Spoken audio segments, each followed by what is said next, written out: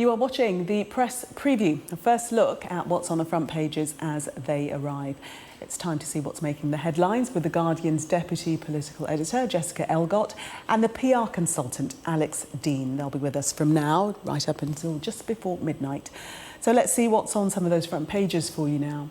Well, The Guardian hears that Rishi Sunak may face a rebellion from within his own party over a possible post-Brexit Northern Ireland trade deal, and that one of the detractors could be his predecessor, Boris Johnson.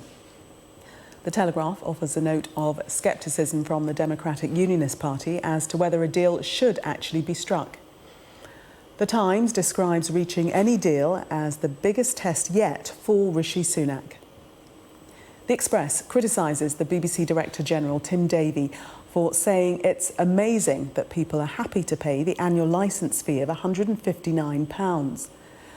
The Eye carries a poll suggesting that 7 out of 10 people surveyed believe water executives should be held criminally responsible for the pollution in the UK's rivers. The Mail reports that the Health Secretary, Steve Barclay, has ordered an investigation into new NHS guidelines on dealing with patients' gender identity.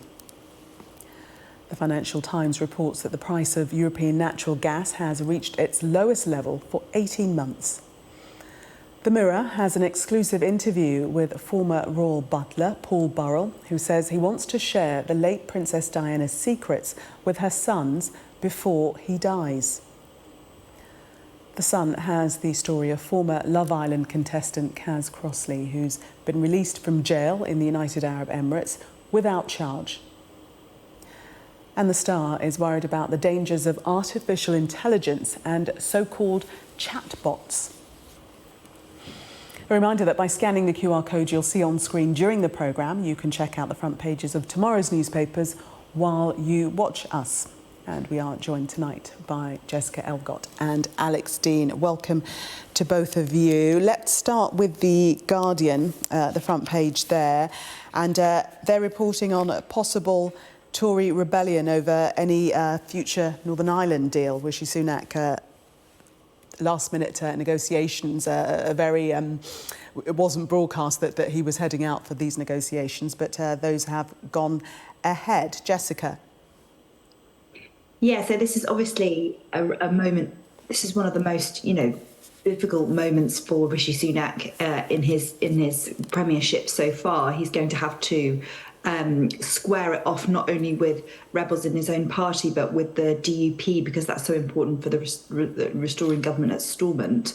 So it's obvious now that he would like to spend the time in Belfast talking to those parties, including Sinn Féin, who are the largest party there. There are obviously signs, I think, and everyone's reporting this tonight, that the DUP is pretty sceptical, and it's said that any deal needs to meet 7 tests for it to go back into restoring that executive at Stormont. But there is some ground that the EU's probably conceded, which is on some customs checks. There's a new system that's been devised by the UK that they can use, which is a bit of a win for Rishi Sunak. But the big problem is the role of the European Court of Justice in policing the Northern Ireland protocol, and that remains, although there are now some new stages before you would get to the ECJ. But the sort of principle of the ECJ itself is the thing that the DUP and Brexiteers in the Tory party are particularly exercised about. Yes, The Guardian reporting that some in the party are fearing an intervention from Boris Johnson in all of this. Alex. Well, the situation for any British Prime Minister is that you always kind of wonder what to do with and about your predecessors, and this Prime Minister has rather more of those around than most. So there's always going to be that question. And I definitely sense in the Tory party a good amount of scepticism about doing a deal, certainly without the green light from the DUP. The ERG have said they will move in lockstep with the DUP, and I think some of them at least will really mean that. But I think on the other hand, people in the Tory party see Boris Johnson around every corner at the moment, and they suspect that he's going to take a role in lots of things. He's actually kept his powder pretty dry. I think the bigger one on this, it is the biggest test for the Prime Minister so far. If he can achieve progress on it, it'll be a real coup. Now, if there's a deal to be done, it looks like the Labour Party will vote with the government. So it's not actually a prospect of it failing in the House of Commons. But the optics really matter. And lots of the sceptics about Rishi Sunak in the Conservative Party on the right will hate the idea of legislation going through with Labour support but without theirs. So even if he can get it through on paper, he's going to have to do some wooing of his own backbenchers. Yeah, the Telegraph reporting that the DUP not totally happy, and the Prime Minister admitting that there's still work to do in order to win DUP approval. So it's not over the line by any means, Jessica. No, it's certainly. In a way, it sort of can get over the line anyway. There's a question mark, I think, over whether Rishi Sunak actually even needs to hold a vote to make these changes to the protocol. He may not actually need to, although he might want to, he might choose to, because he would like to sort of demonstrate that he's prepared to put it to Parliament and for it to be debated there. And like Alex says, it would probably be carried on the back of Labour votes. But Sunak's got a bit of a mandate problem in that he was elected only by MPs, not by his party and not by the country. So if he does something major like this and carries it on the back of Labour votes and doesn't have the majority in his party, then that sort of says quite a bit about his own authority. Although I think the ERG is not the force it once was in the Tory party. That kind of there's obviously a lot of committed Brexiteers still in the Tory party, but some of the big names from that time, including Steve Baker, is now a Northern Ireland minister. He seems to be in his post. He seems to be content with this deal so far. That's what we're hearing. So they don't have quite the organised operation that they had before. So I think it would probably be quite touch and go. OK, we're going to break away from that for a second because we have some breaking news from our sports correspondent, Rob Harris, who was just on News at 10 speaking to us about this story. And this is the bids in for Manchester United. Well, Sir Jim Ratcliffe's Ineos has also lodged a bid for Manchester United, we understand. Boyhood United fan, he announced interest first in January in bidding, and we're told it's been submitted. It comes as the soft deadline has just passed. That was for 10 p.m. this evening. And earlier we were reporting that Sheikh Jassim bin Hamad Al Thani, the chairman of Qatar Islamic Bank, he submitted the first formal bid for the Premier League club, as far as we were told. So just to reiterate that piece of breaking news, Sir Jim Ratcliffe's Ineos has also lodged a bid for Manchester United, we understand. We'll, of course, keep you updated on that story should any more information come into us.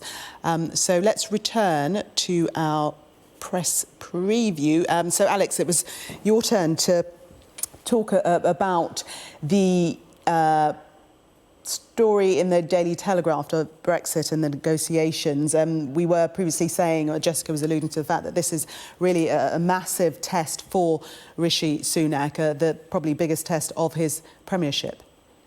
Yeah, I agree with that. I also think it's a test of the Parliamentary Conservative Party because we've had three prime ministers in a row now, Theresa May, Boris Johnson, Liz Truss, who have all been taken down by their own side. If you're a Conservative Party prime minister, the biggest threat to you, with all due respect to the Labour Party, is not the opposition, it's those who sit behind you. And it'll be a big decision if our members of the Conservative Party don't want to back the Prime Minister over something like this, where he will widely be seen as making real progress on an issue of substance and import. I know that there are issues and details that people will really care about. I think Jessica is absolutely right to point to the fact that the ERG has been somewhat defanged. It's not, of course, not just Steve Baker. Chris Eaton-Harris, another of their luminaries, is in the Northern Ireland office too, and they're both seemingly content with the legislation that's being proposed.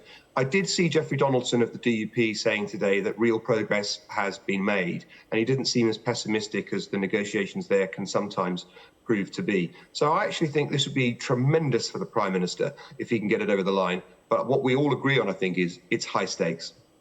Jessica, what do you think this tells us about the Prime Minister's level of confidence? Because there are the various Eurosceptic Tory MPs, as Alex was saying. It's perhaps those on your side, the ones that you have to fear the most. He must feel that he has a very good chance of securing this deal. Yeah, and I think that that's almost certainly about, having, the backing of some of these quite senior Brexiteers, in his cabinet and on his front bench. And so, that's not to say that someone like Boris Johnson couldn't take this as a moment to kind of make a big intervention against Sunak. And that's a risk that the Prime Minister will know about and be anticipating and obviously have to devise a strategy to deal with. But I think that can there's plenty of people who are not big fans of Boris Johnson in the Conservative Parliamentary Party either. So that's an intervention that could go either way for him. I think Rishi Sunak has, throughout the course of his premiership since October, sort of tried to present himself, particularly on the world stage, as someone who can, different to particularly Liz Truss and Boris Johnson, a sort of reasonable negotiator. He's very much tried to present himself that over, getting a deal on with France and with President Macron on small boats, really trying to heal that relationship with Paris. So again, I think that this will help sort of embellish that relationship if we can get this deal over the line. But the big question mark over it is the DUP and the restoration of that executive at Stormont. And, if the DUP still refuse to go in and at the moment it seems very, very difficult to find something that would persuade them to do that, then, the problems continue in Belfast. Let's move on to the story of Nicola Bulley entering the fourth week of her being missing. An intervention from the former Victims Commissioner, Dame Vera Baird, and she said the Lancashire Police Force would not have revealed similar details if the missing person had been a man. The criticism that much of the detail put into the public domain was simply unnecessary. Alex? Yeah, I don't know if that's right yet, because I don't know enough about the investigation. And with a bit of hesitation, I'm not sure Dame Vera does either. It's been a while, of course, since I prosecuted or defended, but I've seen the police operating in a number of situations. It's very easy to be sceptical or cynical about what the police do, but there are generally reasons for them doing something like this. And I saw the BBC earlier carrying some suggestion that very sadly and badly, the family of this missing woman may have been the subject of approaches from others, up to and including blackmail, whereby this information was going to come into the public domain. One thing that people do agree on is that it came into the public domain from the police with the family's knowledge. They knew it wasn't a surprise. So it may be that there are things the police aren't disclosing, because they can't in the course of this investigation, which merit or warrant what they have done. And indeed, if that's right, somebody in the end may be prosecuted for that behaviour. So I understand why emotions run so high over a case like this. It's gripped so many people, and desperate to want to see this woman back in her home. But I'm not sure I'd go immediately to cry sexism over it. Yeah, they may have mishandled it, I hope not, but there may be reasons they can't yet disclose about it, and we should bear that in mind. But Jessica, we do know that Lancashire Police have started their own internal review into how they have handled the investigation. Yeah, and obviously we also saw the Home Secretary, Suella Braverman, say that she had some concerns over it, trying to get answers from Lancashire Police about the background of why they disclosed it. And I think that I found the disclosure quite troubling, although, I suspect that and there was very little in the police press conference which suggested that there was a really significant reason for disclosing this information as part of the help people search for Nicola Bulley, or to aid the rest of the investigation. And obviously the fact that was mentioned is the pressure that there's been on the family. But I think it's quite difficult to see a similar situation being disclosed about a man, particularly if a man was experiencing an embarrassing kind of dysfunction, perhaps, and they'd turn to alcohol because of that. It would be certainly eyebrow raising to hear the police disclose that as a part of the investigation. And I think, Jessica.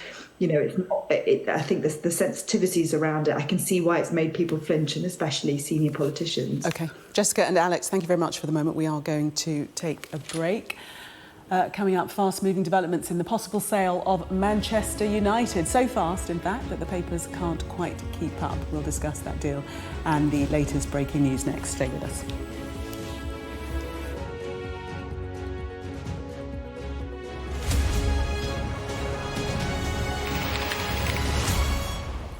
Welcome back. You are watching the press preview. Still with me, Jessica Elgot and Alex Deane. Yes, there they are. A bit tardy, but they're there.